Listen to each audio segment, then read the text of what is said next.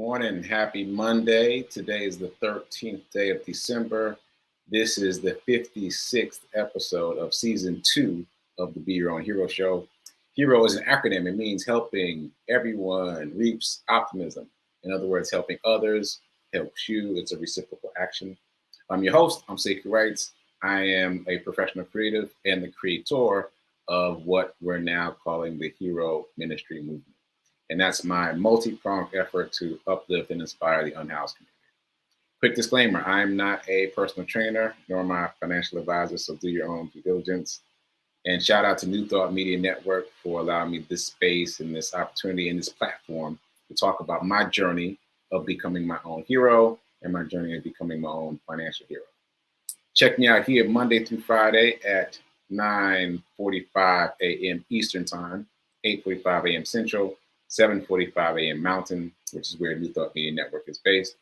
And did I get the times right? Yeah, I got the times right.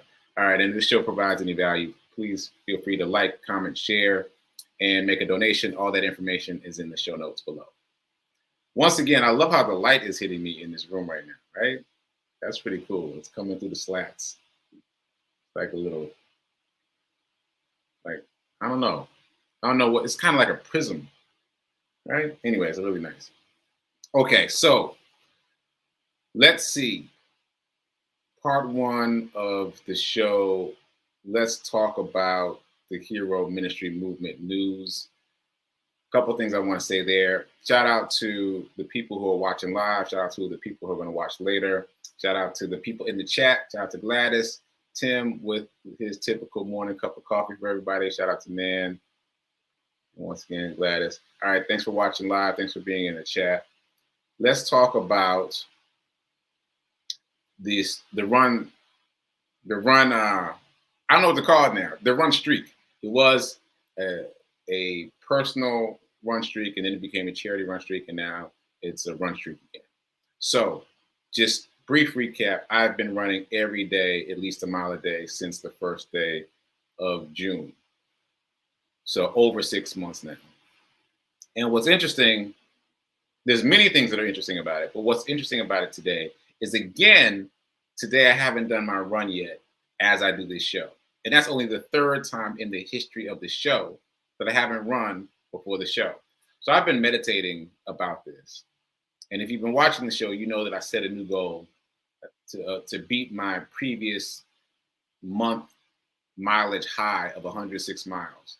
So running at least 107 miles in a month. So the reason it's not sticking, I finally figured it out. The reason it's not sticking is because it's like that old quote about a rubber band. Like a rubber band, once stretched, doesn't return exactly to its shape. So now that I've stretched myself by running for a cause, running for other people, running in service to others, running for myself just doesn't feel the same. It just doesn't have the same gravitas to me anymore. So yeah, I try to get behind I'm going to beat my personal best from last month, but it just didn't stick really. It just didn't stick. And so thankfully, without any effort from me, someone has reached out to ask me to be part of another charity run. Right? Because I need to be on mission to others, it seems. Like now that I've stretched myself in that way, I feel the pull to do the run for others. So it's like a push and a pull. Like I can push myself to get out there and to run. But when I push myself and there's a pull for me to be in service to others, that is the optimal environment.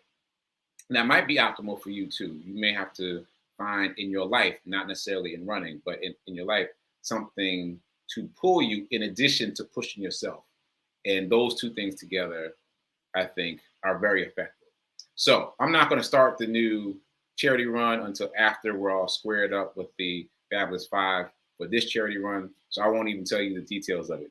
Even though the details, we're still working out the details, but it's pretty exciting. And it'll happen soon, but first let's close out what we're doing here with the all 5 of the Fabulous 5 getting their funds. So stay tuned. Stay tuned. Okay, so all that said, oh, one more thing about that. I discovered just now in the past couple of days, there's a website that lists run streakers. Yes, I just found out about this. And the website, like, I guess you can list yourself. You can list yourself as a run streaker, but you can't even apply to have your name listed on the website if you have not already run at least a mile a day for 365 days for a full year. Like, that's the minimum threshold to be on the website. I was like, wow. I am circulating in the company of people who are doing extraordinary things now. So, and I'm glad, by the way, that I decided to run at least a mile a day at the beginning of my run streak, because I chose that number arbitrarily, the 1 mile a day. I didn't know that that is the standard measure for a run streak. I was like, oh, I'll do a mile a day. But if I decided to do a half mile a day, for example, I couldn't even think about someday being listed on this website. So anyway, all things in divine order. I'm just amazed that there is a website that lists people who have been running for at least a year, a mile a day for at least a year. Mind-boggling. Okay, so let's move on to truck drop stories. I've got 2. So if you've been watching the show, you heard me talk about this jolly man at an expressway exit, and he seemed to be discouraged. And so I circled the block to get back around to him so that I could give him something. Well, I saw him again, and this time I didn't have anything in the truck. So, like, I'm expecting Nissan to call me at any moment to say, yo, where's the truck? So I took the stuff out of the truck. And so I didn't have anything. And so I just observed him. And when I saw him before from a distance, he was kind of going like this. He was kind of waving. And I thought this was a movement of frustration. I thought he was just waving the cars away. You know, you didn't give me anything, kind of get out of here. This time I was at the traffic light with him, and I was able to observe him from a few lanes over. Turns out he was blessing people. He was blessing the people in their cars. His sign said, food, water, prayer. And I had my window rolled down a little bit so I could hear him, like, kind of praying for people, praying for cars as they went by. So if you went by, whether you gave him something or not, this little hand movement out to his side was a blessing. So what I thought was frustration from a distance turned out to be a blessing in person, up close. And so it made me think about how often we apply our own stories. We apply our own interpretations to what we see. You know, that old quote, we do not see things as they are, we see things as we are. And so I applied frustration to a situation where he did not have any. So I was impressed by that. I was also impressed by the fact that he was able to be in that position, staying there at the expressway exit, blessing people and being jolly and being happy. Because if he can do that in those circumstances, certainly we can do that in our circumstances, however dire we may think they are. And that's been one of the blessings for me of working with this community, with the unhoused community. It really, really forces you to not take things for granted. Really forces you to accept and access all the things in your life that you have to be thankful for in real time. So I am grateful for that reminder. Second truck drop story. I pulled into a bank parking lot. There was a white woman with full bushy white hair. Like, you can see her, kind of like me, like really full bushy white hair. And I was trying to get to her, but there was a lot of traffic. So I pulled into a parking lot. That's my only point, that I pulled off the street. So I got out of the car to hand her things. So I was walking towards her. And if you follow me on social media, you might have seen me write about this. But I got out of the car with things, and I walked towards her. She walked to me, and I handed her some things, and she thanked me. And as I was about to walk away, she said, "Let me ask you something. Where am I supposed to go in a tornado?" And I was like, "What?" Like at the time, there was beautiful weather, and I had not heard anything about a tornado at the time. She was the very first person to mention a tornado to me. So I thought this was theoretical. And I was like, I don't really know. Because I'm thinking about, what do you do when you're outside? I know if you're inside, you go to the basement, you go to a room without windows, you go to an interior room. But for someone who doesn't have a home, I didn't really know. And it didn't seem like she was asking me to give her shelter. She seemed like she just genuinely wanted to know. And I was like, I don't really know. And so we chatted about that for a second. And, she was asking me where I was from or where I live, because I guess she figured if I was local, I would know what to do in a tornado. But I knew what to do, but just not for someone living outside. So anyway, we had this interaction, and she went on her way. And I kept thinking about that. And then later on, someone else mentioned that there might be a tornado. I can't even remember who. But I was like, oh wow. So she had heard that there would be a tornado. And so she was asking about how to protect herself, which I didn't understand at the time because I hadn't heard about the tornado. And so fast forward to 3 a.m. the next morning, there's an air siren in this neighborhood. And so the air siren is really loud, and I don't know what's the right word for it, but it's a jarring sound.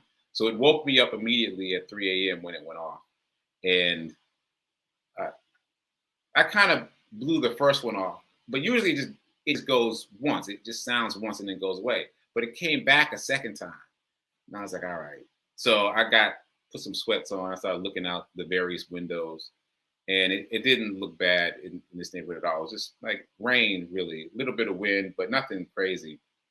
Because I've been here in Nashville through a tornado before, and the other time, yeah, I mean the sky turned bright green last time, so that was unnerving. So this time, not too much was going on, but the siren went off 4 or 5 times. It just kept going off and kept going off. And during the course of those times when it kept going off, I kept thinking about that woman, and I was wondering where she was and what she was doing, what she decided to do to help herself. So that really stuck with me.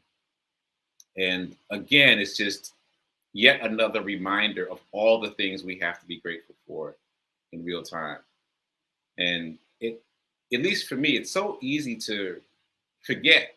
It's so easy to get upset about small inconveniences and forget about the big picture of of how many things we have to be grateful for, even in the midst of whatever it is we may be going through. So those are my two truck drop stories. Again, shout out to Nissan for letting me hold the truck as long as you have.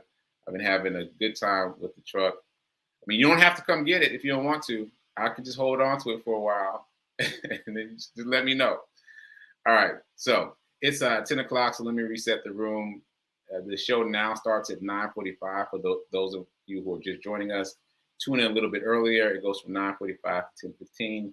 This season 2, is about spiritual prosperity. So we're talking about wealth and abundance, but we're talking about that in a spiritual way. So that said, that's a good segue to the affirmations and another story. So let's do this affirmation. I am so happy and grateful to be a multi-millionaire in every area of my life. I am so happy and grateful to be a multi-millionaire in every area of my life.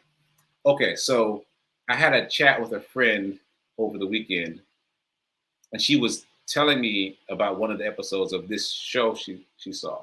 And she was telling me that one of her sons is really interested in the stock market, but she called it all that stuff.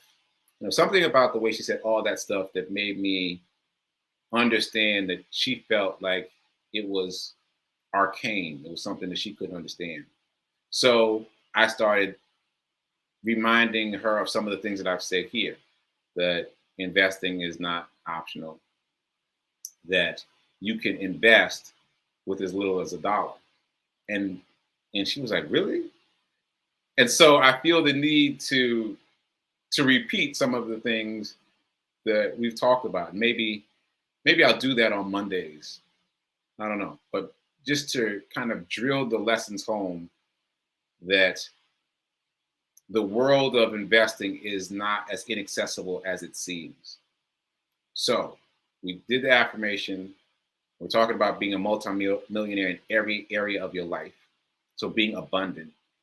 And so the next thing I'm going to do is the same reminder that I gave a couple times last week. Poor people spend, the middle class saves, but the wealthy invest. So if you want to be the wealthy, then you've got to invest. And just to reiterate some of the lessons we've learned thus far, investing is not optional. Even if you're just trying to maintain the amount of money that you have saved, you have to invest it because there's an invisible leak, let's call it. There's an invisible leak of inflation that's draining your saved money by whatever the amount of inflation is, times whatever the rising cost of goods is. Like that money is losing value. The dollar amount may stay the same, but it's losing value. So it needs to increase at a rate higher than the current rate of inflation at a minimum. So therefore, investing is not optional. And storing large sums of money is unwise. And because you can't save your way to wealth because of what we just talked about, because there's that invisible leak. So if you accumulate a large sum of money, then you need to shift that into an investment so that it can appreciate. And here's something I don't think I've said very clearly before. So let me just hit this. You can invest in yourself also. You can invest in assets that appreciate in value, but you can also invest in yourself. There's a guy by the name of Grant Cardone. He's a billionaire now, but he used to be homeless and a drug addict. And he talks about how the biggest investment that you need to make is in yourself. So at some point he said, he had a car note, mortgage, and a bunch of other things, and he was paying maintenance for the car, repairs, accessories, etc. Same thing for the house. He was paying all this money per month. And he realized that he was paying X number of dollars per month for the upkeep of all these things, but he wasn't paying any dollars per month for his own personal upkeep, for his own personal improvement. And so he started not spending any money on the car and house that wasn't necessary.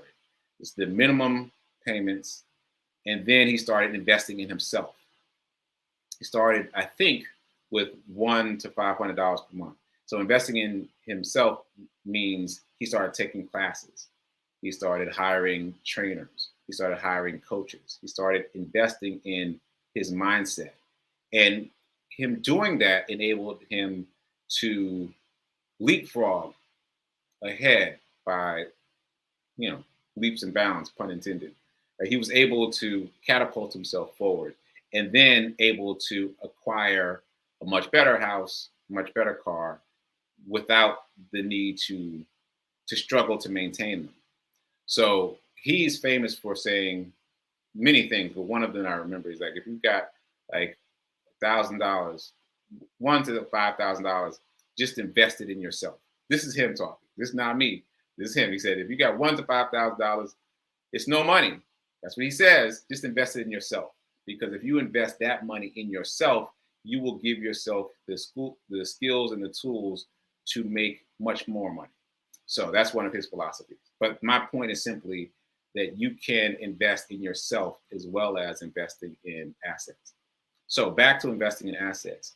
The goal here is to reduce spending time for money. Reduce spending time for money. Reduce spending time for money. And eventually to eliminate spending time for money.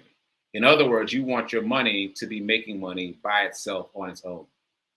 One of the easiest ways I found to do that during the course of this show is by investing in the stock market. The barriers to entry are very low. As I said earlier, you can invest in the stock market with as little as $1. And what's mind-boggling to me is even if you invest only $1 in the stock market in any particular stock, you start reaping the rewards of being a stockholder immediately. You start getting dividends if it's a dividend paying stock. You start getting invited to the shareholders meetings. Like, you get all the benefits associated with being a stockholder, even if you don't own a full share. That's mind-boggling to me. I've already tried to attend one of the investor meetings. I can't even remember which company it was, but I'm going to attend one of these soon just because I want to see what's going on. But as soon as you buy in, you'll start getting notifications, especially on Cash App and Robinhood, which are generally cell phone based apps. You'll start getting notifications of, hey, so-and-so is having a shareholder meeting. Click here to attend. Click here to give your proxy vote. So it gives you a sense of inclusion and ownership at a level that you just can't get if you're just buying products from that company. If you're just buying products from Apple, as opposed to being a shareholder in Apple, it's an entirely different experience. So anyway, I'm getting a little bit off track. My point is, your money needs to be making money. And one of the easiest ways to do that is to invest in the stock market. All right. So invest in yourself or invest in the stock market. Don't keep large sums of money around. You need to invest it. Don't expend energy on trying to save money, because again, you can't save your way to wealth. So don't expend energy on trying to save money. Expend the same amount of energy on making more money. It's just energy, right? So instead of thinking, how can I save? How can I save? How can I save? Think, how can I make more? How can I make more? How can I make more? And use your energy in that way so that savings is less of an issue. So that's something I hear repeated a lot in this circle. Another thing I hear repeated a lot is debt is not a bad thing, or not necessarily a bad thing. You can use debt, i.e. other people's money, to buy assets. And if you're using debt to buy assets, then you're creating a way for your money to make money while you sleep. And that is the goal, to make money while you sleep. And sidebar, I love that about the stock market. Like, you can literally wake up to a dividend payment that happened overnight. You get a notification that you got a dividend payment. And again, if you have DRIP activated, which is the dividend reinvestment plan, those dividends will go right back into the stock, and the stock gets bigger faster. Your position in that stock gets bigger faster. So all these things work incrementally. Depending upon the amount of money that you invest, it can grow really, really quickly. And I want to say to you, because I haven't said this in a while, what I said to my friend over the weekend.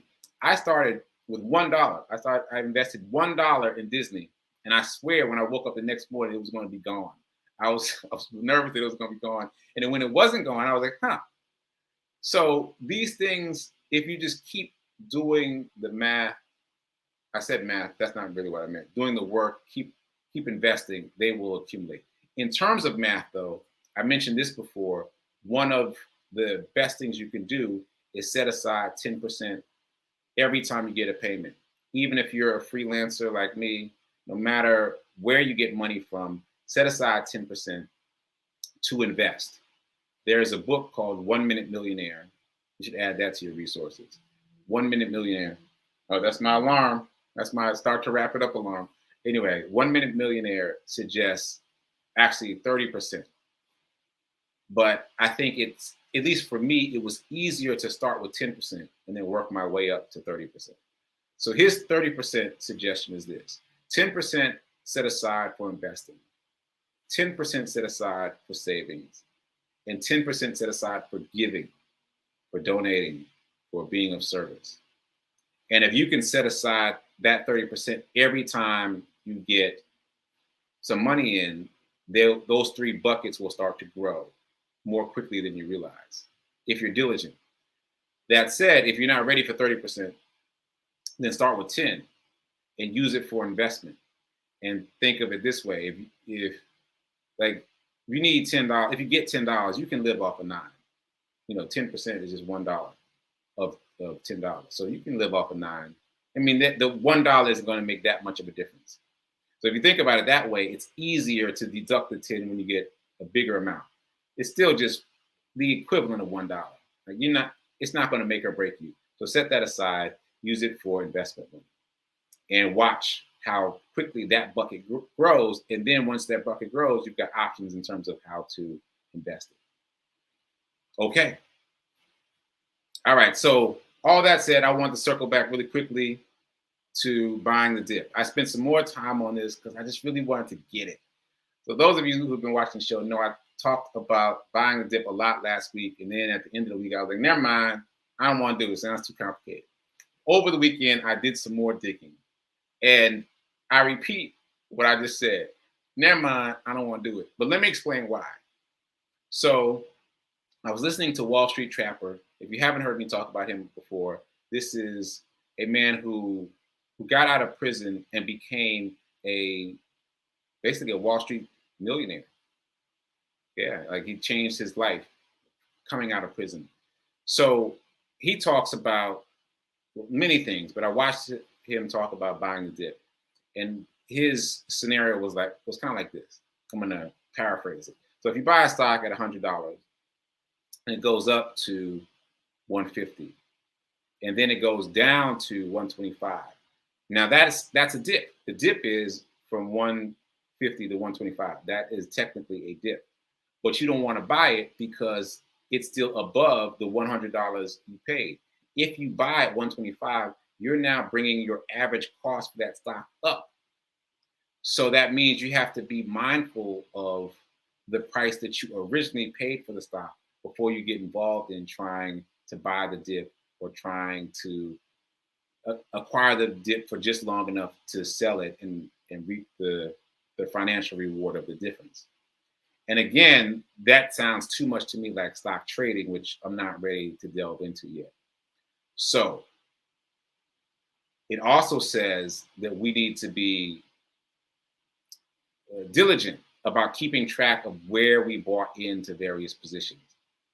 Like it sounds to me like we need to start keeping Excel sheets. So, all right, I bought this stock on this day at this price, because you're going to forget.